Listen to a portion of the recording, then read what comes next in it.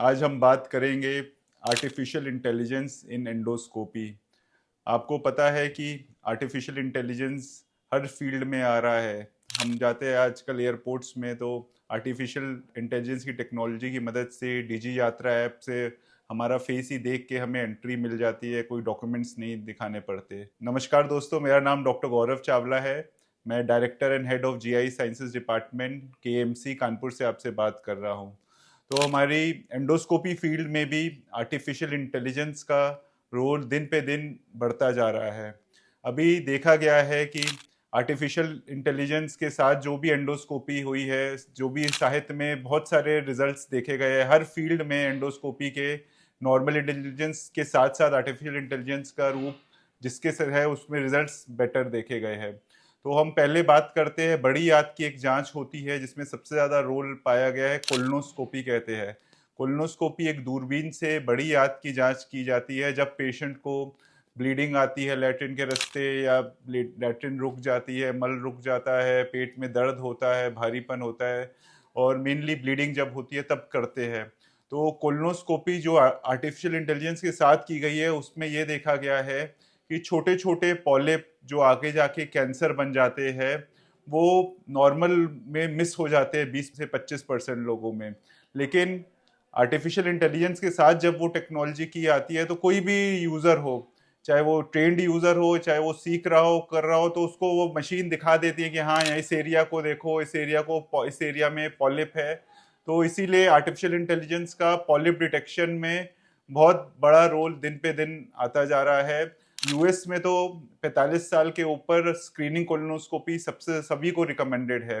जो अभी भारत में नहीं आई है वो लोग 45 साल के बाद पूरी जनता की अपनी कोलोनोस्कोपी करते हैं, यही पॉलिप डिटेक्शन देखने के लिए कि जो भी ट्यूमर या छोट है बहुत जल्दी पकड़ में आ जाए, जिसको जड़ से ही फिर एंडोस्कोपी से ही निकाल दिया जाए, कोई बड़ी सर्जरी की और बड़ा आगे वो ना बढ़े। दूसरा आर्टिफिशियल इंटेलिजेंस रोल कोलोनोस्कोपी में ये भी आना है कि हम जब देखते हैं तो अंदर बावल की प्रिपरेशन कैसी है, मतलब जब हम कोलोनोस्कोपी से पहले जो प्रिपरेशन देते हैं वो कैसी है। अगर प्रिपरेशन अच्छी होगी तभी पूरा रिजल्ट अच्छा आएगा। तो दूसरा आर्टिफिशियल इंटेलिजेंस हमें ये बताता है कि अंदर बावल की प्रिपरेशन कैसी है, अभी उचित करने का समय है कि नहीं, कि अभी फिर से प्रिपरेशन दे के करने की ज़रूरत है। तीसरा हमें आर्टिफिशियल इंटेलिजेंस ये भी बताता है कि हमने पूरा एग्ज़ाम किया है कि नहीं, पूरा एरिया ठीक से 6 मिनट जो रिकमेंडेड टाइम है वो विड्रॉल टाइम होता है जो कोलोनोस्कोपी का, उसको देखा है कि नहीं। तो ये भी हमें एआई बताता है कि हमने एक तो पूरा एग्जाम किया है कि नहीं, क्योंकि कभी कभी कई डॉक्टर लोग पूरा एग्जाम नहीं करते, आधी बड़ी आंत देख के ही वापस आ जाते हैं, तो वो सही नहीं है। कोलोनोस्कोपी मतलब कि हमें सीकम में जाना है और छोटी आंत के एंड तक, टर्मिनल इलियम जो कहते हैं, उसमें घुसना है।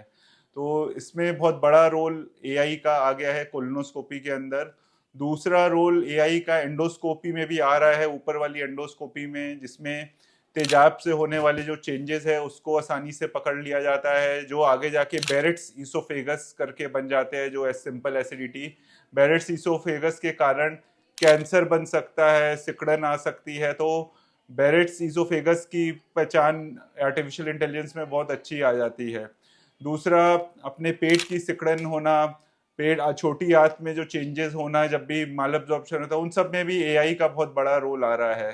तो ओवरऑल एंडोस्कोपी के हर क्षेत्र में जो भी हम करते हैं, चाहे वो ईआरसीपी हो, चाहे कोलेंजियोस्कोपी हो, चाहे एंडोस्कोपिक अल्ट्रासाउंड हो, उसमें एआई धीरे धीरे अपनी पकड़ और मजबूती से बनाया जा रहा है। हमें ये गौरवान्वित है कि हम यूपी के पहले सेंटर है जहां एआई टेक्नोलॉजी एंडोस्कोपी के साथ अवेलेबल है। मैं ये कहना चाहूंगा, अगर आपको चाहते ये वीडियो पसंद आया हो तो लाइक और सब्सक्राइब करिए, जिससे हमें मोटिवेशन मिलता रहेगा आगे वीडियो इस क्वालिटी के और इससे भी अच्छे तरीके से, जिससे आपको गैस्ट्रो से रिलेटेड या एंडोस्कोपी से रिलेटेड जो भी कॉमन चीज़ें हैं वो आपके तरीके से आप तक आराम से समझ में पहुंच